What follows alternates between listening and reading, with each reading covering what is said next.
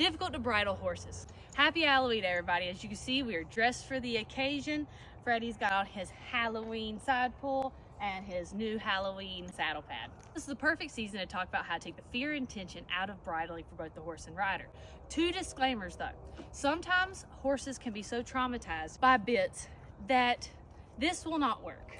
And you need to think about alternatives, whether that's a bitless bridle like this one. Another thing is your bit does have to fit and they can't absolutely hate it.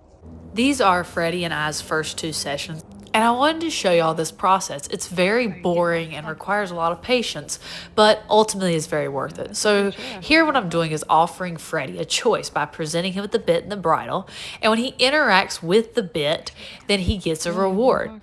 Here you can see he wants to look away and not really interact with it, and that is an okay choice. I will allow that and be patient and give him time. When he wants to come back to the bit and interact with it, then he gets a treat. The key to this is patience and giving them a choice. This behavior develops from people rushing the bitting process when the horse's tense or uncomfortable, and the horse starts to resist the process and it becomes a negative association.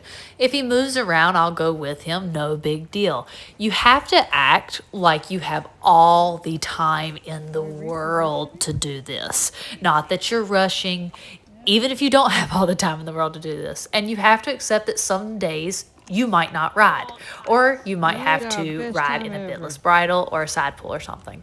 But you can see there what to go at the end. He did eventually take the bridle on his own, no big deal. He also will back up and I'll just go with him. Now, the second session was more difficult and took longer than the first session. He was trying to see how little he could do to still get a treat. Here he's pawing, and it is a rude behavior, but I'm just going to ignore it. If I'm being patient, then impatience gets you nowhere. I will just stick with you, and there's no big consequence for doing it because this is supposed to be a good process. So I will just ignore that type of behavior. I will reward the behavior I want and ignore the behavior I don't.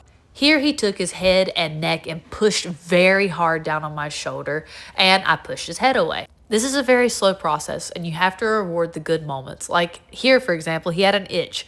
I could have prevented him from itching himself, but that literally would have been unproductive to our training.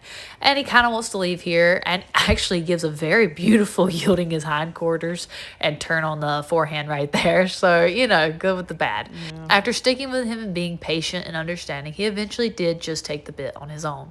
This process will gradually get easier and faster with time.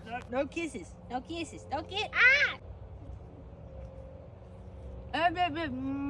Thank you.